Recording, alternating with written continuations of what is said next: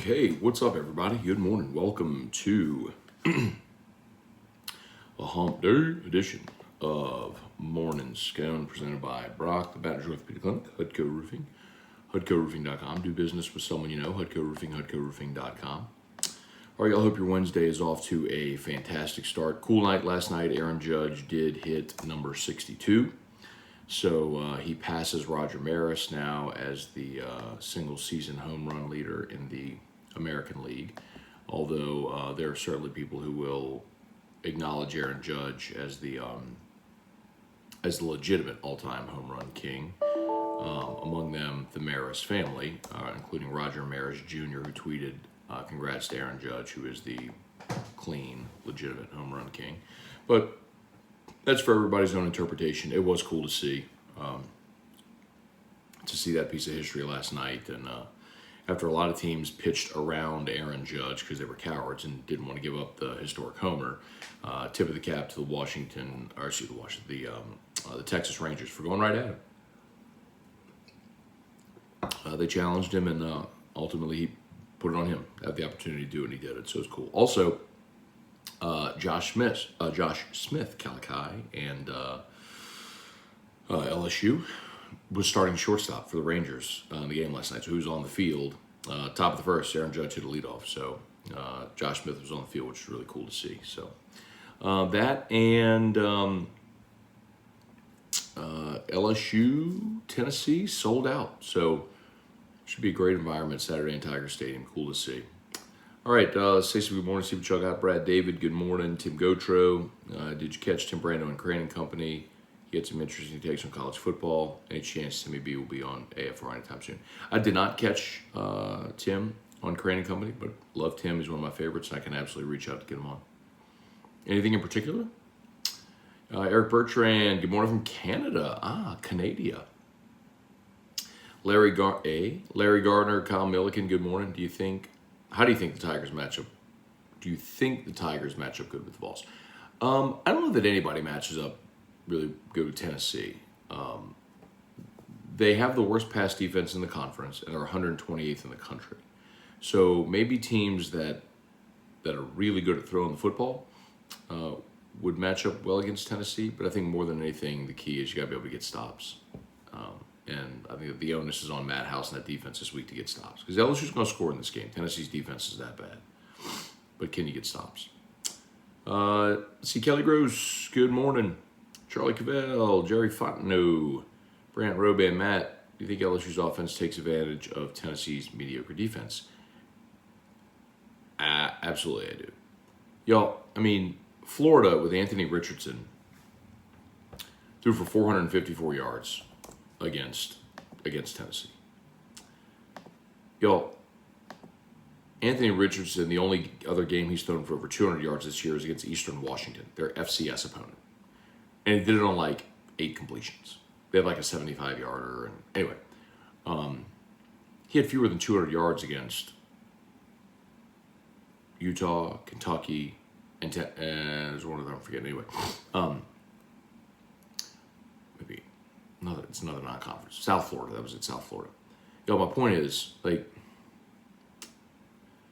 Tennessee's pass defense is atrocious.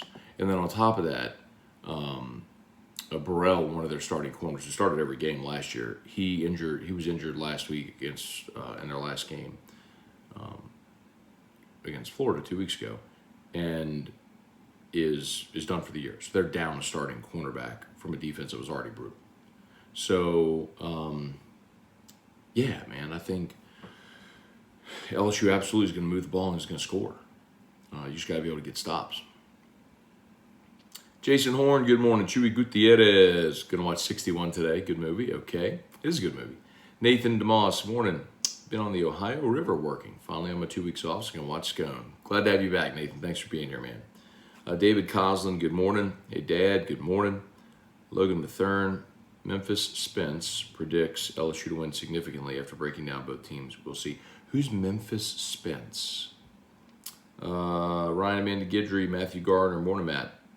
Headed to NOLA for a bachelor party this weekend. Excited to watch the game in a great environment.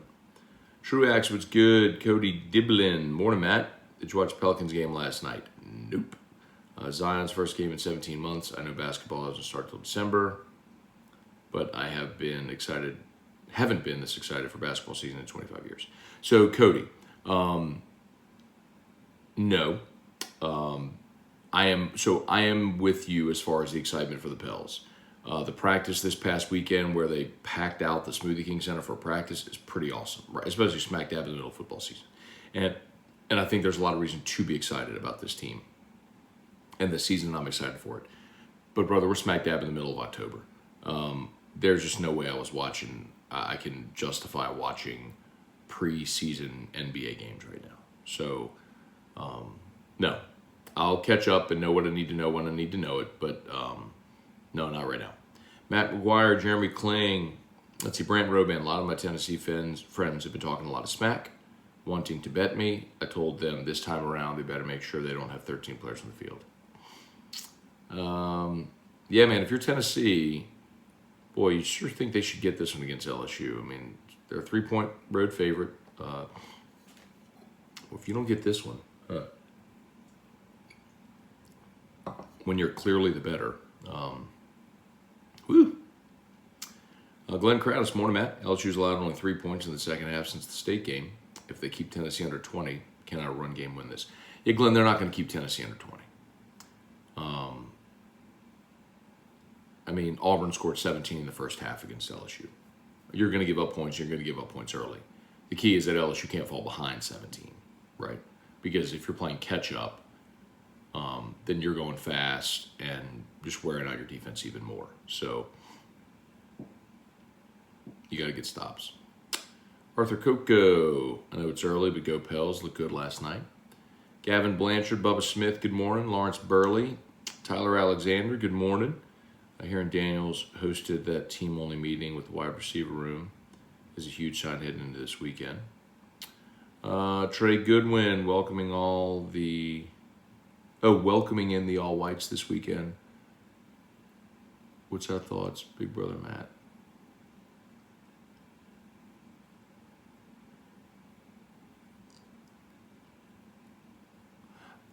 Trey.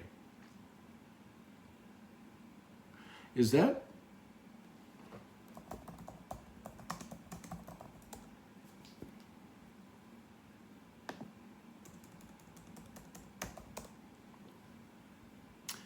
You have to help me, dude. Do I not know what the all whites are? If you're talking about Tennessee's uniforms, they're going with their smoky grays. But I think LSU has certainly a chance this weekend.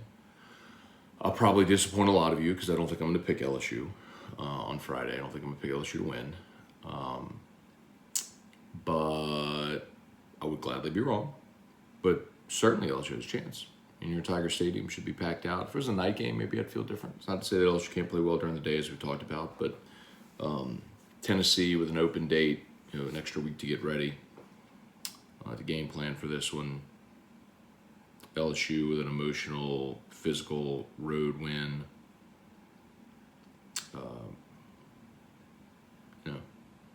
LSU's inability to get off to fast starts. Against that offense, Anyway. Brian Wynn, good morning. Sky Wilson, have you mentioned Coy Moore and comments versus the interception and getting stripped? So Scott, I don't know what you mean. Like, I've talked about it for sure. Has Coy Moore commented? I haven't heard what Coy Moore had to say about it, and quite honestly, I don't care.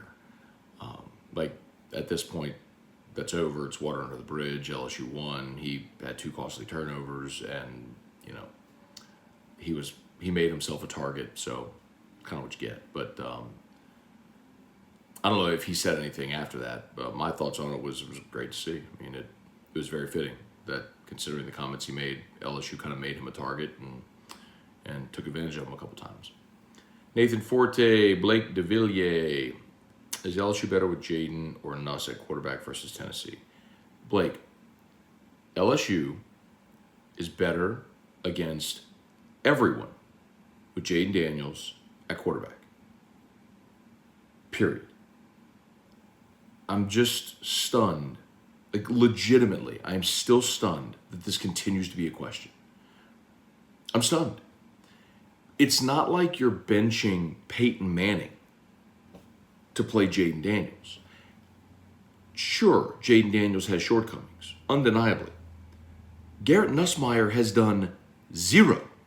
Nothing. Nothing good. Like, please stop. Please, I'm begging you, for my sanity. Stop asking me about Garrett Nussmeier, okay? Stop. The kid right now is not good. He is not a good player. He's not ready. I told you 2 weeks ago that there was a legit question before the New Mexico game that if they needed to go to a backup, they might go to Walker Howard because Nussmeier had been even that bad in practice.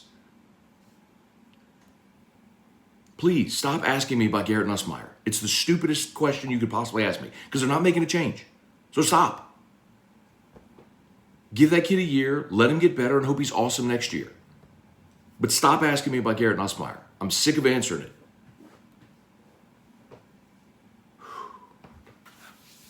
Can I be any more clear?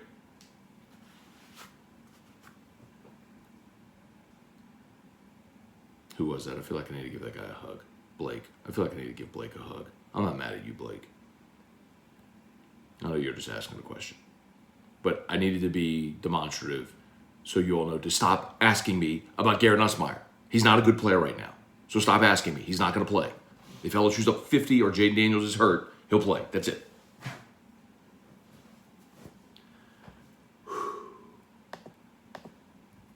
I'm sweating. By the way, going to see Crystal Poche this morning, y'all. Restored Motions.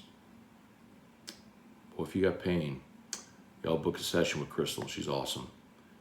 It's one of the things whenever I started doing, going to traction, hired a trainer, going 3 days a week. I'm getting right. And I was like, look, I don't want to hurt myself, don't want to injure myself. So one thing I'm making sure I do is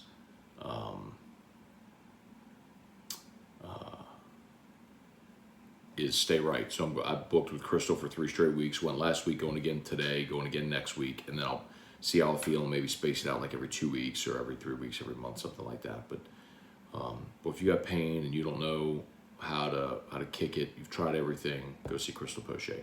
Someone asked about the announcers. Yeah, so it's Bob Wischusen, Dan Orlovsky, and Chris Button. Those are your reporters for the game, or that's your crew, your TV crew for the game.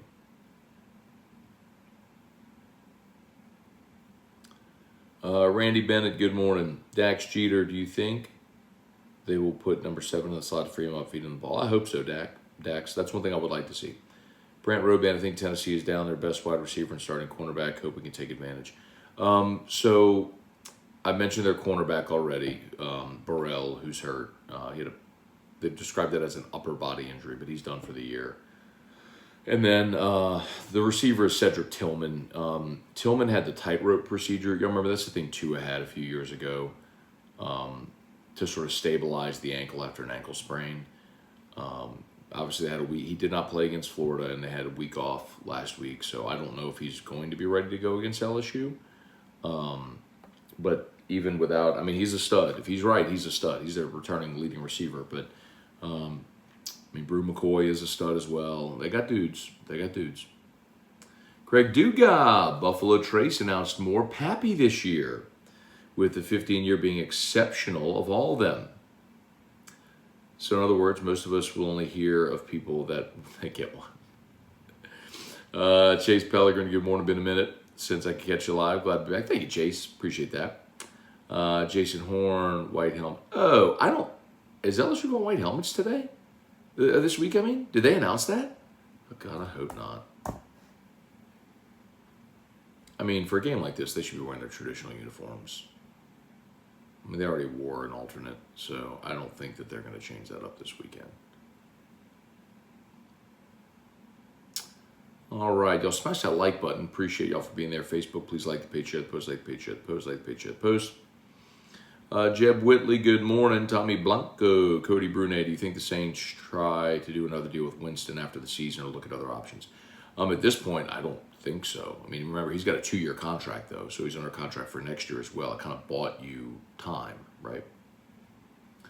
Scott Loom 12, is it possible LSU fans are looking at the quarterback situation through Joe Burrow colored glasses? I don't know what that means. I mean, Joe Burrow wasn't very good in 2018 either. He was very much a game manager. So, I mean, that's kind of in line with what Jaden is right now. Like, people forget this. You think Burrow 2019, you forget what Joe Burrow was in 2018. I'll go through it for you. 7:51, couple of 5 minutes.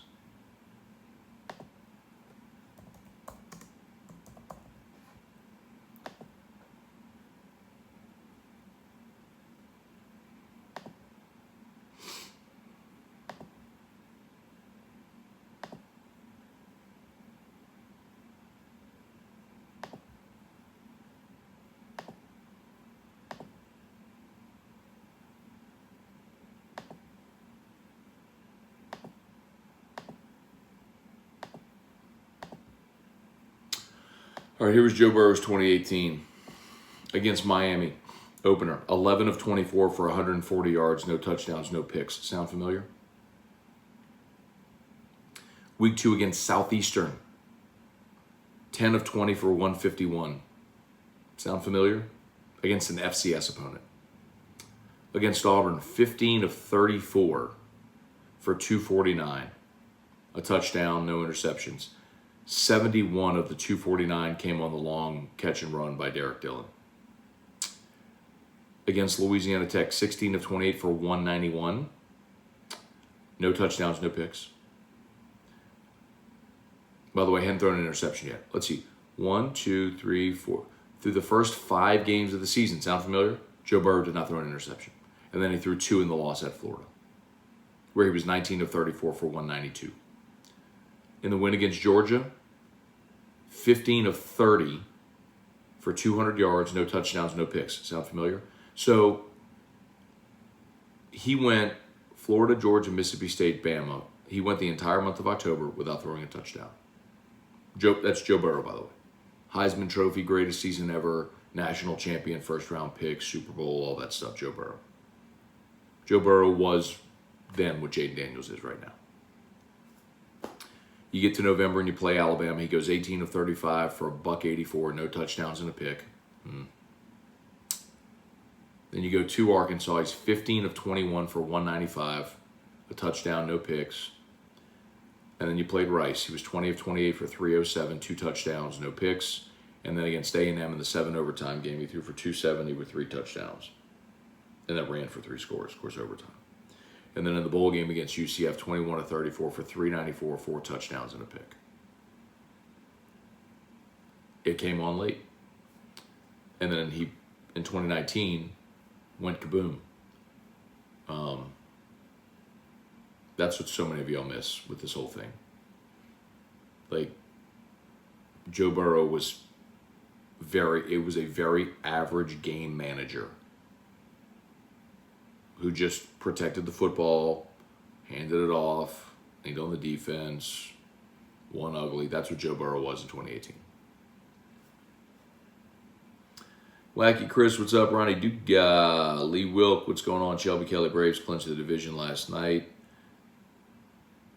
Braves Yankees World Series. Yeah, I think that would be my pick. Wendell Norman, Brad David, it's amazing if you look at Bond's career, how his home run skyrocketed when he turned 35. Did he think nobody would notice? They just weren't testing, Brad. So I'm not mad at those guys. How full do you expect Tiger Stadium on Saturday? Sold out doesn't always mean full. But Wacky Chris, they haven't been sold out in a long time either. That's the difference. So the fact that it is, that's a good point, but the fact that it is sold out tells you that there's a lot of people who went and bought the tickets available to the general public because they intend to go. So you should have a great crowd. Greg Chris, Eric Wilderrider reflecting on the closing of this Saints window with not even an NFC title to show for it. Do you think you view the past decade as a failure? Yeah, Eric, man, that's a different question for a different day when I have more time to chew on it. It's hard to say that it's a failure. I mean, you did go all in to win a Super Bowl, and you got close. I mean, you were 1 seed a couple of times, and you hosted the NFC Championship game, and you won a lot of games. You just didn't have great playoff success. Goes to show you how hard it is. I think it gives you greater appreciation for guys like Brady and Mahomes, who keeps getting there. It's hard for me to say it's a failure, but I could maybe it's just semantics, but I could certainly understand why you would think that.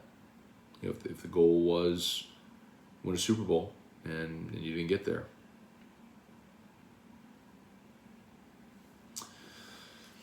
Let's see.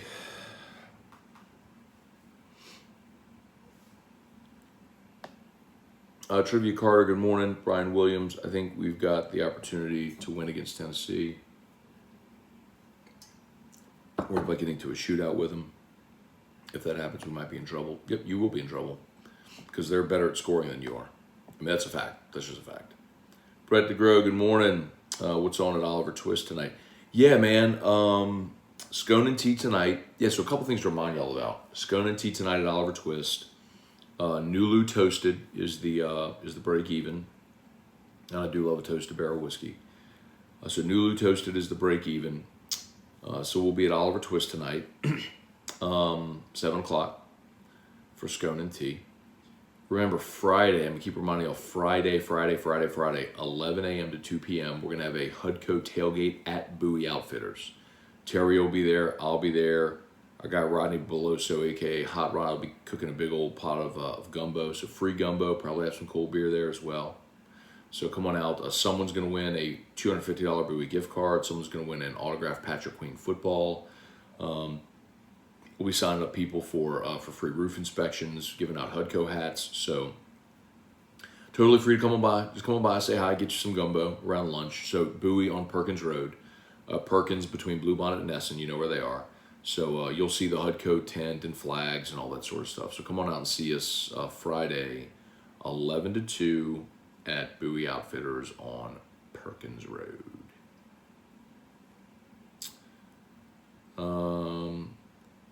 Let's see. Tim Gocho, Brando is making comparisons on building a foundation of a program versus only focusing on bringing in talent. Used A&M versus Kansas. Well, look, I didn't hear the whole thing, so I don't want to comment on it. Is Jay Daniels better than Anthony Richardson? Honest question. I haven't watched a lick of Florida football. Anthony Richardson is a more physical style runner. He's like 240 pounds. But as a passer of the football, they're similar. Richardson has made more mistakes, challenging downfield, but mostly, dink dunk. He's largely inaccurate. Brad Davey, do you think Hugh Freeze will ever get a job in the SEC? Yeah, I think he might get the Auburn job, depending on who they hire as AD. Okay. Oh, yeah, I think we're just about done here. I'm sorry for all those you didn't get to. CJ Fondue, Eric Bertrand, Carter Harris, Irfan Sayad, Official Friday, Mark Allen, good morning. Appreciate y'all. Give my apologies for everybody I didn't get to. All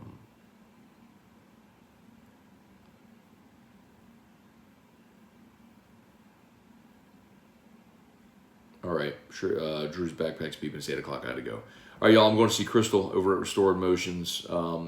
If you got pain, restoredmotions.com. Just book a session. Trust me. Just trust me. Just book a session. Let's see. LSU Daily's already live. So check that out on your favorite podcast app, AFR3. And we'll see y'all for AFR and Scone and Tea. Peace.